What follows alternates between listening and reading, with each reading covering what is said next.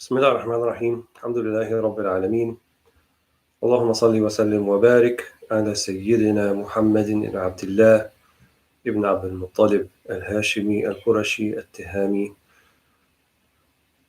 وعلى آله وأصحابه وأزواجه وذرياته ومن اهتدى بهديه واستنى بسنته وتبع هداه إلى يوم الدين. طرقنا المحجة البيضاء ليلها كنهارها لا يزيغ عنها إلا هالك ثم أما بعد. So alhamdulillah, we are beginning, I believe, our 27th or 28th, perhaps 29th session, reading from Al-Fath al-Rabbani wal-Qadir al-Rahmani, the sublime revelation and the divine outpourings of Shaykh al-Sayyid al-Hasani al-Husayni Muhyiddin Abd al-Qadir al-Jilani radiyallahu anhu. And may Allah subhanahu wa ta'ala, for what he has left behind, may Allah put it in his Mizan al-Hasanat, put him in his scale of good deeds. That's the true Nasr min Allah wa Fathun Qareeb, the true victory from Allah subhanahu wa ta'ala, and the sure and certain opening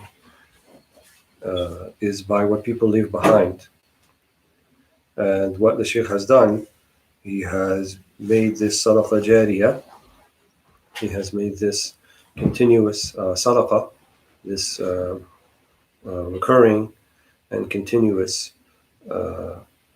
charity. So charity can be in the way of funds, of resources, and it can also be in the way of resources that are spiritual, intellectual in nature.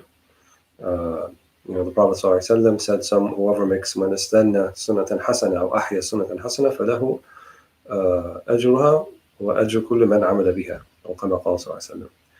Someone who institutes a good sunnah or revives a good sunnah, then they will have the ajr, they have the reward of all those people who are doing it, and not taking away from their ajr also, they also have that.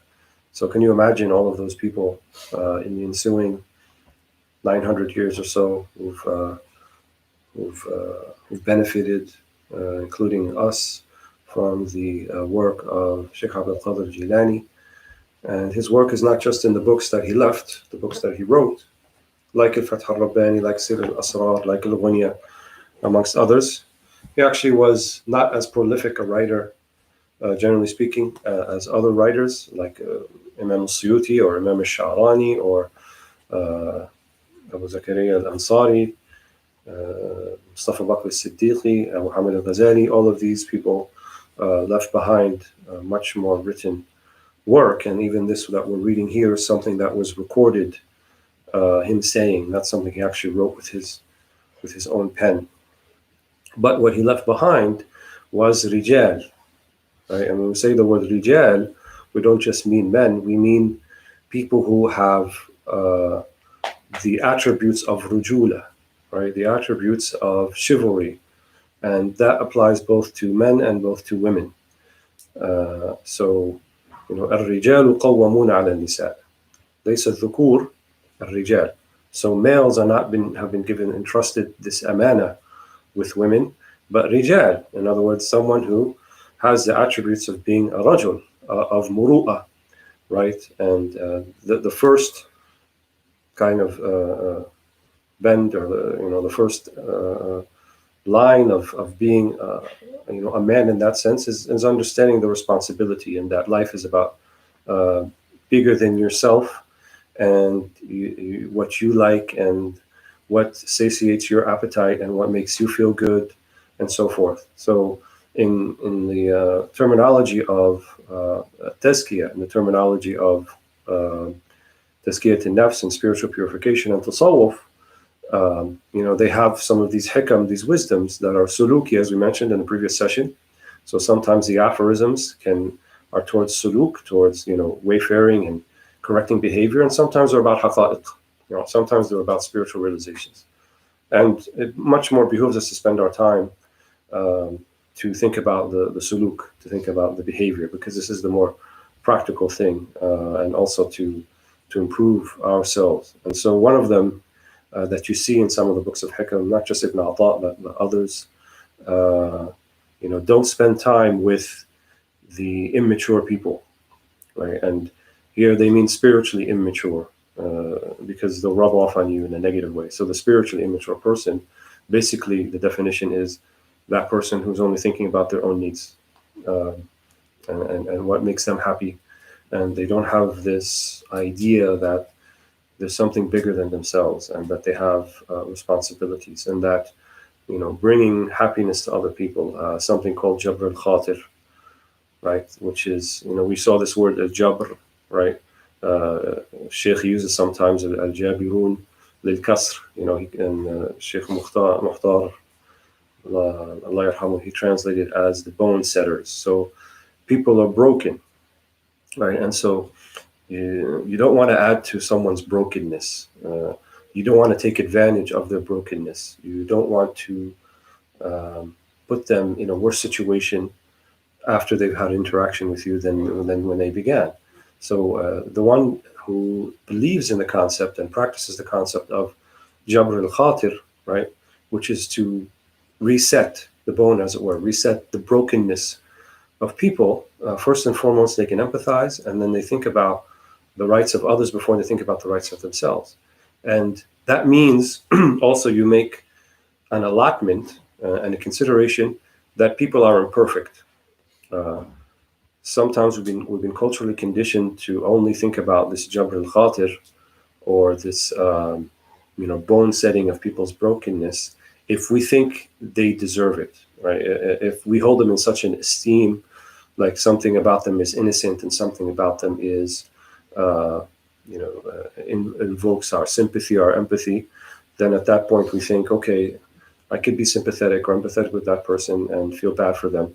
But if I see them as a zalim, or if I see that, they have broken others, for example, then they're not deserving of my Jabr al-Khatir. They're not deserving of me to kind of make allowance for their feelings. And that's not the prophetic methodology. That's not the management of the Prophet Muhammad. He practiced Jabr al-Khatir, believe it or not, even with his enemies, even with those who opposed him physically and militarily and martially on the battlefield. And the biggest example of that, or one of the examples of that, is Abu Sufyan ibn Harb, who was also his father-in-law. He had married his daughter Maymuna, but also he gave him ikram. And this was one of the kind of the principles of the Prophet ﷺ, and tukrim kulla karimi qawmin, that you give ikram, that you entreat with kindness people, those who see them as their leader, right, or the kareem of their qawm, someone that they hold in high esteem. So it's not an inroads to da'wah by maligning and chopping down that which other people or cultures and so forth hold to be sacred or hold to be esteemed. In the Quran, there's a Quranic injunction about that too. Do not revile, do not curse the sacred symbols, or what the other people do, even if they're idolaters, lest they curse and revile Allah subhanahu wa ta'ala. And in the hadith of the Prophet ﷺ, he rebuked, he told the Sahaba, do not curse your parents. And the Sahaba were confused. Who curses their parents? We didn't even do that in Jahiliyyah. Before we were Muslim, we held our parents in high esteem. Why would we do that in Islam? And he said that, well, some of you may curse the parents of others, and in return they will curse your parents. And so you were kind of a sabab. You were a cause to why that happened. So do not be a sabab. Do not be a fitna. Right? Don't make us a fitna lilladina amanu. Hatta don't make us a fitna lilladina la yu'minu. We don't want to be a fitna, a trial and a test by our behavior, by our mannerisms, for those who believe and also for those who do not believe. Because those who believe, they will see if we have put ourselves, or we are seen as representative, whether that's deserving or not deserving of Islam, then they're going to equate our manner, our behavior, our ethics with Islam. And so if they're offended by it, then they're going to be offended by the deen of Islam. Wal Islam minhu bari, right? And Islam has nothing to do with that. It's their tadayyun, it's their lack of proper tadayyun, of taking Islam and Islamic teachings and imbibing them, that's causing this. And by the same token, those who practice Islam properly and have the proper adab and etiquette, then they might say, oh, that's something I might be interested in. Unfortunately, we have, I just read the other day, I'm not going to say which country, but 100,000 people, Muslims, went out to a funeral despite the social distancing rules and despite all of the things that have been said about the danger of it and of the ulama who made these proclamations, but somehow they thought that was the proper thing to do. That was their tadayyun. Someone who's looking at that will say, well, this religion seems backwards, because we have, on one hand, the idea that we should not bring harm to others, and yet these people congregating in that way for a funeral brings harm to themselves and to those that they go back to in their homes, who may be elderly people or maybe immunocompromised people, and then they spread the harm. So our deen is not offensive. It should never be offensive. It should never be practiced in a way that pushes people away rather than brings them in. It's supposed to be inviting. ادعو إلى سبيل ربك بالحكمة والموعظة الحسنة وجادلهم بالتي هي أحسن. Three modes, three methods. بالحكمة, by wisdom, and this is for the people who are ready to hear the message, or they're interested in hearing the message. So that which will bring them is al-hikmah, right? So hikmah can also mean sunnah, it also means practice, it also means things that are wise. وَالْمَوْعِظَةِ الْحَسَنَةِ, right? And the good admonition. And this is for someone who's kind of, on the fence. I'm not really sure. I've heard some bad things about Islam. Maybe I've written a few quote-unquote Islamophobic comments on Facebook. So that one needs a maw'idha. That's a maw'idhat al-hasana. So maw'idha means an admonition, but a good admonition. وَجَادِلْهُمْ بِالَّتِي هِيَ أَحْسَنُ. Then you have people who have propped themselves up to try to disparage Islam and to try to misrepresent it and to try to make people fear it. How do we deal with those people? جَادِلْهُمْ بِالَّتِي هِيَ أَحْسَنُ. So jidal, yes. So dispel their misconceptions and address those shubuhat, or those ambiguous and misconceptions that they bring about Islam that are not true. وَلَكِنْ بِالَّتِي هِيَ أَحْسَنُ. But by that which is good, that which is better. Right? And we find this in the Quran mentioned at least in 2 verses. idfa' billati hiya ahsan. Right? Repel with that which is better. So don't repel evil with evil, repel evil with good. Don't repel offense with in provoking a greater offense, right, and provocation, but repel it with that which is good. So let's go to Sayyidina Shaykh, and he begins by saying, and this is the 30th majlis, قال رضي الله عنه يا طوبى لمن اعترف لله عز وجل بنعمه وأضاف الكل إليه وعرى نفسه وأسبابه وحوله وقوته العاقل الذي لا يحسب على الله عز وجل عملا ولا يطلب منه جزاء في جميع الأحوال. أنت ويلك، أنت تعبد الله عز وجل بغير علم وتزهد بغير علم وتأخذ الدنيا بغير علم، ذلك حجاب في حجاب، مقت في مقت، لا تميز الخير من الشر، لا تفرق بين ما هو لك وما هو عليك، ما تعرف صديقك من عدوك، كل ذلك لجهلك بحكم الله عز وجل، وتركك لخدمة الشيوخ، شيوخ العمل وشيوخ العلم يدلونك على الحق عز وجل، القول أولا والعمل ثانيا، وبه تصل إلى الحق عز وجل، وما وصل من وصل إلا بالعلم والزهد في الدنيا والإعراض عنها بالقلب والقالب. المتزهد يخرج الدنيا من يده، والزاهد المتحقق في زهده يخرجها من قلبه. زهدوا في الدنيا بقلوبهم فصار الزهد طبعا لهم، خالط ظواهرهم وبواطنهم، انطفت نارية طباعهم، انكسرت أهويتهم، اطمأنت نفوسهم واستحال شرها. So let's look at that first paragraph. He's talking about zuhud, and we've heard about this before. He said, radiallahu anhu, how blessed is he who acknowledges Allah Azza wa Jal as the source of his blessings attributing everything to him and discounting his own self, his worldly means, and his own power and strength.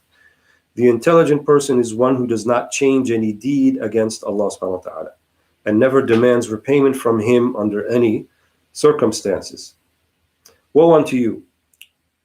You worship Allah Azza wa Jal without knowledge. You practice abstinence without knowledge. And you accept this world without knowledge. This is a barrier within a barrier, yani hijab fi hijab, an abomination within an abomination. Maqt fi maqt. This is you do not distinguish good from evil. You do not differentiate between what counts in your favor and what counts against you. You cannot tell your friend from your enemy. This is all due to your ignorance of the decree or the hukm of Allah and your failure to serve the shaykhs of practical action, shuyukh al-amal, and the shaykhs of knowledge, shuyukh al-ilmi, will guide you to the Lord of truth. First the word and then the deed. Thus you will attain to the Lord of truth, al-haq. No one can succeed in this without knowledge, abstinence from this world, turning away from it with the heart, al-qalb, and the outer vessel, or al-qalb, our bodies, the form, al-jawarih.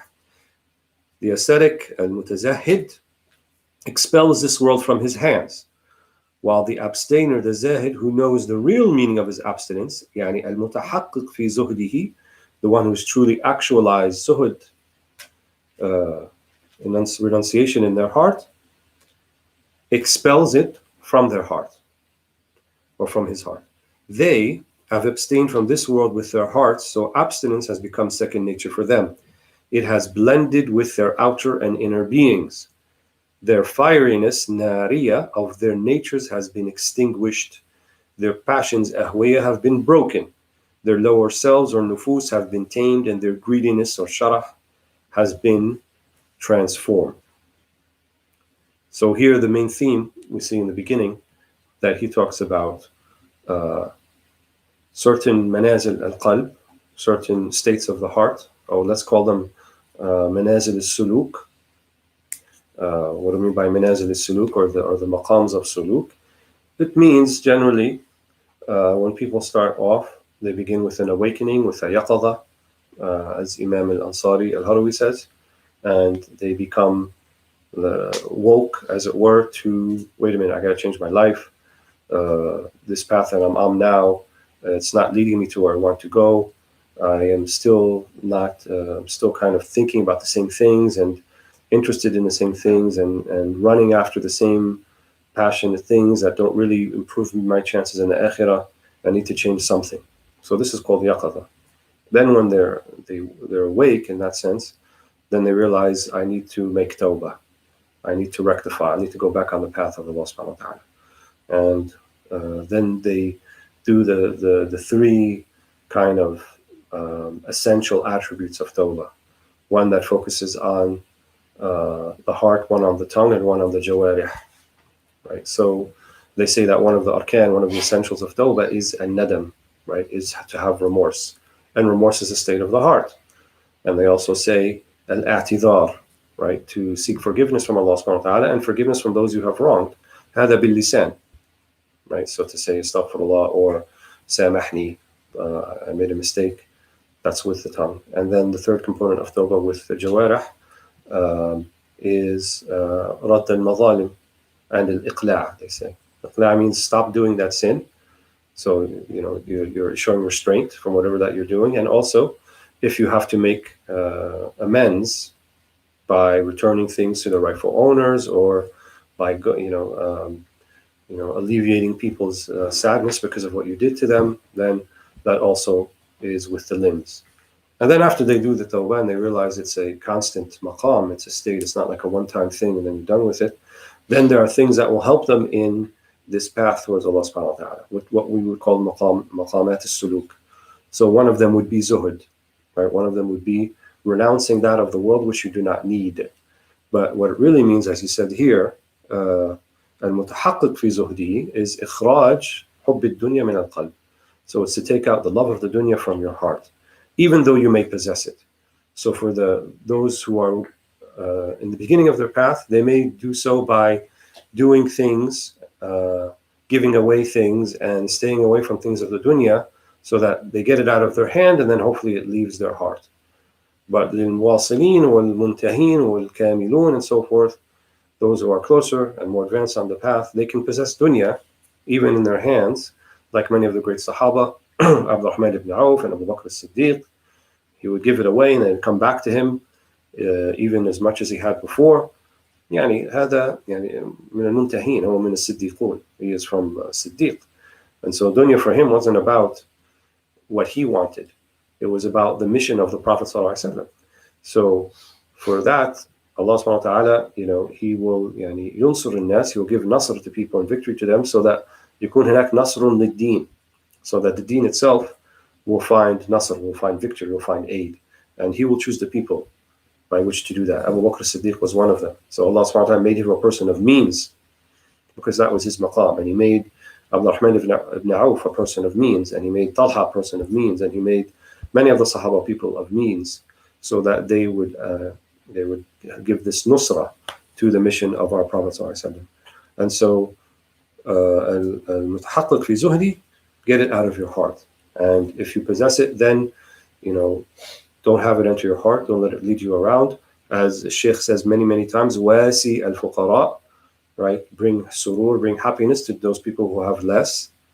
That's the maqam of being a person of means, that you see that you're really a recipient and that you can receive many gifts from Allah, bi-ikhraj hubb ad-dunya, by taking the love of dunya out of your heart. And then the dunya that you actually have, give some of it, not all of it, give some of it to the people who are in need and who are of means. And so the one who is in this maqam becomes happy when people come to them in need.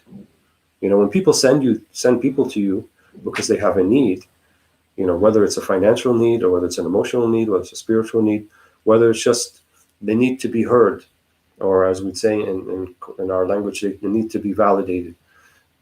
Whatever need it might be, don't become upset about that. Don't say, why me? Why does this person come to me? You could have asked that other person.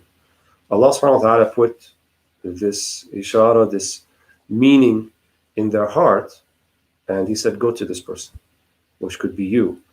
And so Allah subhanahu wa ta'ala has selected you. You are mukhtar. Right? Allah has selected you لِقَضَاء حَوَائِجِ النَّاسِ. هذا مقام نبوي. Right? That's the maqam of the Prophet sallallahu alaihi wasallam. كَانَ يَقْضِي حَوَائِجِ النَّاسِ. As they mentioned about him in the Shama'il, in the book of the description of the Prophet sallallahu alaihi wasallam, كَانَ يَقْضِي حَوَائِجِ النَّاسِ. People come to him with their needs. So he can يقضي ذو الحاجة والحاجتين والحوائج, I think is the language. He would serve and fulfill the need of a person, whether they had one or two or three or many, or however they may be. The woman who would come to him and she said, and tried to sheepishly walk between the major companions, and she's maybe a slender woman, an older woman, and she says, I have a need, I need to talk to you. And the Prophet ﷺ turns to her and said, we can go anywhere fi shawar al-Medina, tell me what you need and we'll do it. Because he understood that she was shy amongst all the men around her. This was our Prophet ﷺ. And so one should feel inshirah, right? One should feel an expansion of the chest and taken as an ishara, as a sign from Allah subhanahu wa ta'ala, when he sends people in need to you. So he talks about al-mutahaqqiq fi zuhd. They abstain from this word with their hearts, right? First. So the abstinence has become second nature for them.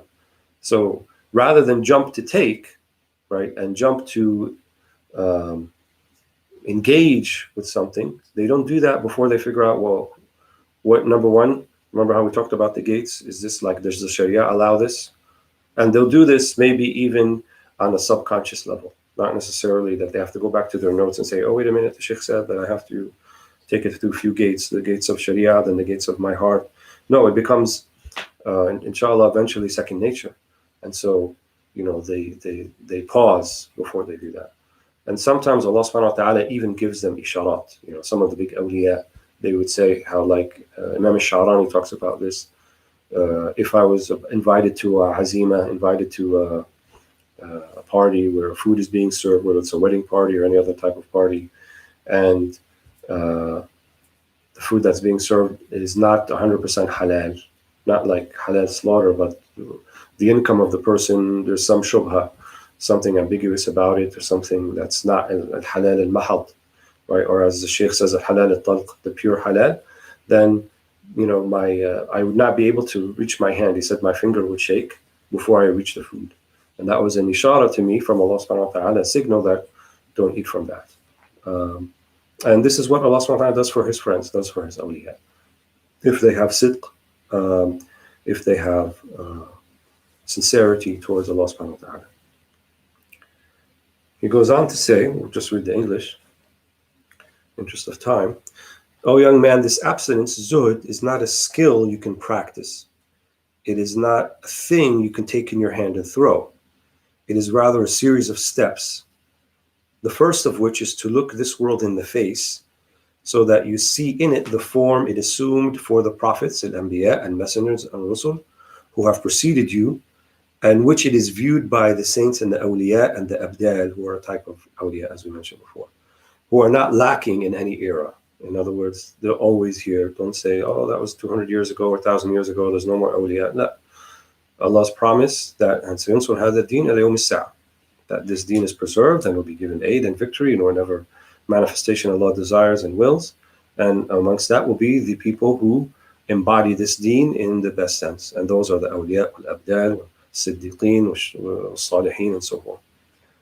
Your view of it will only be correct, the dunya yani, if you follow the words and deeds of your predecessors. If you follow them, you will see what they saw. If you are in the footsteps of the people of the Lord, Ahlillah, in word and deed, in private and public, in knowledge and in practice, in form and in content, you must fast as they kept the fast, the siyam. Pray as they performed the prayer, take as they took, and let go as they let go, and love them. Then Allah subhanahu wa ta'ala will grant you a light by which you can see yourself and others. Nurun tamshi bihi, right? This is mentioned in the Quran. You want to be able to go out into the world, and you want to engage with the world. We're not here to hide, neither in the mosque or in the cave or in our house, but we're here to engage. But we want to engage the world with light, and with truth, and with sincerity, and with compassion, and with mercy, and with love. Not with darkness, not with anger, not with enmity, not with hatred, but we want to engage the world in those matters. So any isolation or uzla or atikaf or any of those means that are prescribed sometimes periodically in the deen, they are so you don't do any harm to others, and so that you can, inshallah, elevate your spiritual state to a point where now you can engage them by loving them and being compassionate for them, not by judging them and by spreading enmity and rancor and hatred amongst them. Because if that's where you're at, then you're better off not engaging with them. You're better off staying in your house. You're better off committing yourself to a program of spiritual purification and dhikr, and fasting, as he's saying here, until you're ready to do that. But if you're greeting the world with anger and hatred, and if you see everything as dark and black and all of these things that are wrong, and it just you have this sense of consistent or everyday outrage at everything, and you're just waiting for the next thing to be outraged at, fix yourself first. That's not how the Prophet ﷺ treated the world. That's not how he dealt with what he saw even in his time, which were very despicable things. He had to see people making tawaf around the Kaaba with no clothes on. He had to see 360 idols situated around the Kaaba. He had to see the inequalities and the tyranny of his own tribe and his own family members over the downtrodden, disenfranchised in his own society. So don't think that he didn't see all of those things and he wasn't aware of them. He was completely aware of them. He knew what was going on, but he was looking at the bigger picture. He was looking at, this is a whole society that's going to be transformed, not just to seek tha'ar, not just to seek vengeance for every single isolated instance of injustice, but he said that these people from their progeny will be those who will worship Allah subhanahu wa ta'ala. And it was as he said, and from that time until now, the whole Arabian Peninsula, all of its native inhabitants have been Muslim. So this was the hope, and it was the promise of our Prophet ﷺ, and it came to be because of his sidq, because of his sincerity. So if we also embody some of that sincerity in our dealings with people, then Allah will send people to you, right? And sayudhiruka, right? He will make you manifest, and he'll bring you out when the time is ready. Don't seek to bring yourself out, right? If you're the caterpillar is what turns into a butterfly, right? So if you're still the caterpillar in its cocoon, and you're not quite ready to come out yet, and you bust out of your cocoon, and you're still a caterpillar, you're not a butterfly yet, you're going to fall to the ground where, other animals will see you, and they're like, oh, look at that, right for the pickings, right? So the mouse and the other birds and the frogs or whatever things that eat caterpillars, maybe the little 3-year-old Amy too might see you and pick you up and kind of scrunch you around, right? Because you sought dhuhur by yourself, you sought to be manifest.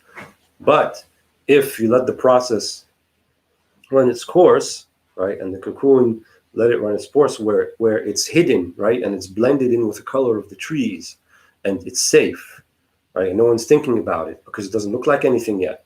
There's khumul, right? Khumul means it's not known, it's obscure. No one sees any value in it yet.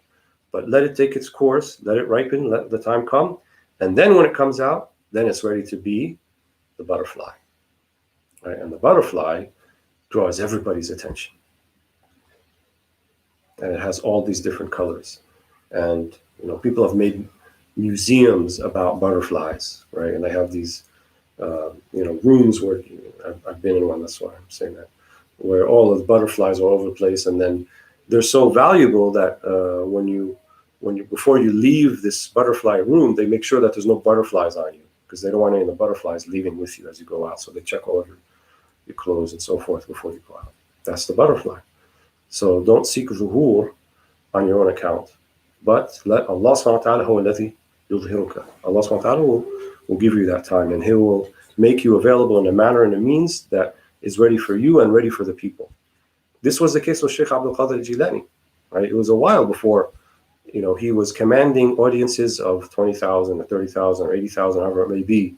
He started teaching out of the school of his own teacher, al-Makhzumi, and then the Sheikh, his teacher, left it to him, and then they had to keep expanding the size of it and taking surrounding buildings, because more and more people were coming to the 3 majalis that he was doing every day. And he did this for decades. We're just looking at a subset of them, a couple of years that were done, but he was doing this for many, many years in Baghdad, and people would come from all over the place just to hear him speak. And many, many people made tawbah with him. And they said many of the Christians and Jews of Baghdad and Iraq also came to Islam because of Shaykh Abd al-Jilani. And as you can see, his words, they're powerful and they're penetrative, but not as powerful and penetrative if we were to hear it directly from him. And this is one of the concepts also that he kind of, I don't know if he was the first to do it, but it's something that's certainly part of his manhaj, his way, this idea of talqeen. And talqeen means hearing it from the right person. So it's not just about hearing it. This is what people miss when they go directly to books and they say, okay, I had a request yesterday and someone said there's this new Muslim somewhere, and they they want certain books and they want websites where all the pertinent books are so they can read them and so forth. And I said, well, how much do they know about anything before they can jump to books and just read from books? And they said, not much. They're new Muslim, but they just want the books. No, they need the people who embody the books, right? They need to hear it from the people who are living, breathing examples of the books, not just the books. And, the ulama, they used to say, العلم يؤخذ من الصدور وليس من السطور فقط. Knowledge is taken from the sudur, the hearts, and not just from the lines of the books, right? The lines of the books, as Zarruq says, قواعد التصوف, بقيت المفاتيح أو أصبحت المفاتيح. So the lines of the books are the keys to knowledge, but the sources of knowledge are صدور العلماء, right? Are the hearts of the ulama. بل هي آيات بينات في الصدور. They are the clear ayat bayinat in the hearts of those who embody the sunnah of our Prophet sallallahu alaihi wasallam. So going back to the text, he's giving us a manhaj, right, of how to go about doing this. So he said, keep the fast as they did, pray as they performed the prayer, take as they took, and let go and as they let go, and love them. Then Allah will grant you a light by which you can see yourself and others. It will show you your own faults and the faults of your fellow creatures, so you will abstain from your own self and from creatures altogether. Then when you have truly reached this stage, the lights of nearness will come to your heart. So after a period of maqam of zuhud, then Allah subhanahu wa ta'ala may open up for you this maqam of fath, of opening. You will come to be a believer, a mu'min who is fully muqin, yani convinced of certainty, arif, alim, aware. So you see things according to their outer forms, their surah, and their inner contents or their ma'ani. You will see this world as it was seen by the detached abstainers who have gone before you. And then he gives a parable of what it looks like. You will see it in the form of a misshapen old hag, ugly to look at, for such is its character in the sight of these people, the dunya. Yani. So you see this sometimes, al-ajuz, yani, like a very old woman, or a very, as he used the word, old hag. So to kings, to the muluk, the ones who love the dunya, he means, she appears like a bride decked out in the finest fashion, but to the people of the Lord, Ahlillah, she is a mean and vulgar wretch, dunya. Right? It's a mirage. It's not really what you see is what you get. They burn her hair, tear her clothes, scratch her face, grab their shares from her by force and coercion, in spite of her objections while they're in the company of the hereafter. So it's a parable, obviously. It's a metaphor. The dunya will try to entice you, and it will try to capture you with its delights. But Ahlillah, see, it's a necessary thing. So we are in the dunya, but we're not of the dunya. So we don't belong here in a sense. We're here because we have to be here right now. But then that means we take what is absolutely necessary from what is here right now. And those things that are absolutely necessary are our zad, or provision for the akhirah. So we take our provision for the akhirah and leave everything else, because everything else is not necessarily going to bring you any provision in the next life. It may actually hinder that and prove to be an encumbrance to the next life.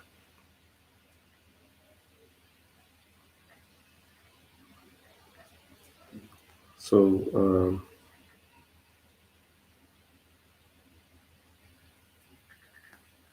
I'll just read the last paragraph here, page 199.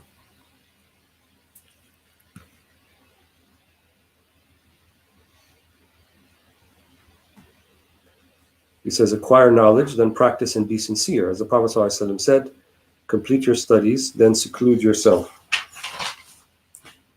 تفقه ثم اعتزل. أو كما قال صلى الله عليه وسلم. So تفقه, learn the deen, and then think of it like we said, the parable of the caterpillar and the cocoon, or the butterfly, or something that needs to simmer for a while, and something the meanings have to reach you. It's one thing to know something and to learn it, but then there's a whole other thing to learn it and do it in a way that it becomes second nature. And so we want these things to be second nature. We want the way that we engage with life, and the way that we engage with others, and the dunya, and all of the multitudes that we find in dunya. We want to engage with them in the manner that our Prophet engaged with them, and that was via Allah subhanahu wa ta'ala. So even though there's multitudes, there's takathur, right? Alhaakumut takathur. We may be distracted by the multitudes, but we can either see it as a distraction, or we can see it as isharat and signals that point to the one, and then deal with al-khalq, creation, via al-khaliq, via Allah subhanahu wa ta'ala. So he says, the believer is someone who learns what is required of him, then secludes himself from his fellow creatures, and devotes himself to the worship of his Lord. He knows creatures well, so he dislikes them, and he really knows Allah, yani the Lord of truth, so he loves him, seeks him, and serves him. People come after him, so he runs away and looks for someone else. He recoils from them and yearns for someone else. He knows that neither harm nor benefit, neither good nor evil in their power, and that if anything of the kind is channeled through their hands, it comes from Allah subhanahu wa ta'ala, not him. He therefore regards remoteness from them as better than closeness. And here we're talking about detachment of the heart, not necessarily physically. Physically, if you can't deal with them via compassion and mercy and love, then we'd say it's better for you not to harm them, not about them harming you, but you not harming them. But if you see the khalq via the divine prism of compassion and of mercy and of love, then that's an ishara, that's a signal that Allah subhanahu wa ta'ala wants you to be amongst them, and He wants you to engage with them. Look at the Prophet sallallahu alaihi wasallam, how many, in his early career, he spent many, many nights and days in Ghar Hira. just يتحنث, right, to worship Allah subhanahu wa ta'ala, ويتضرع إليه, and to gaze upon the Kaaba even from far away, and also this isolation. This was all a type of training for the Prophet Muhammad sallallahu alaihi wasallam. So we all need this bit of training, and then if their training pays off, then you will feel like I have to help people. Allah has put me in a position to do something for them, and it's not about them bringing them to me, it's about bringing them to Allah subhanahu wa ta'ala. Look at the great awliya like Imam al-Shafi'i, and make no mistake, he was a great wali of Allah subhanahu wa ta'ala. He said, I have never debated a person except that I want al-haq yudhar ala lisanihi. I never debated a person in like fiqh matters except I wanted the truth to come on his tongue, prefer than my tongue. And he said, all this knowledge that I've learned and then I've documented, I would wish that it has no intisab to me, that it's not affiliated with me, but affiliated with other people. That was the sincerity of Imam Shafi'i, and the sincerity of many of ulama and of the Anbiya, Rasul, and so forth. So he therefore regards remoteness from them as better than closeness to them. He has returned to the root and left the branch. Allah is the root, people are the branches. He knows that the branches are many while the root is but one, so he clings to it. He has looked into the mirror of contemplation and seen that standing by one door is better than standing by many. So he stands by it and sticks to it. All right? من جعل همه هما واحدا كفاه الله عن الهموم الأخرى أو كما قالوا. Whoever makes their concern just one concern, namely Allah subhanahu wa ta'ala, then Allah subhanahu wa ta'ala will take care of all your other concerns. That's kind of the general spiritual principle that they talk about. The sincere and convinced believer is sensible. He has been endowed with al-aql, al-ma'qul, and so he flees from people and gives them a wide berth. Right? So you flee from them if you're not ready for them yet, ba husn dhan, right, with a good opinion and with seeking the best from them. And then when it becomes ingrained in your heart and you don't seek vindication, you don't seek validation, you don't seek retribution, you have sa'at al-sadr, right? You're able to kind of, be generous of soul and take in everything and not be affected by it. These are all signals, isharat, from Allah subhanahu wa ta'ala that He is yuhayyuka, right? He is preparing you and getting you ready in order that you can be on this mission, which is the greatest mission of all, the mission of prophets, to bring people to the door of God, of Allah subhanahu wa ta'ala. Alhamdulillah Rabbil Alameen.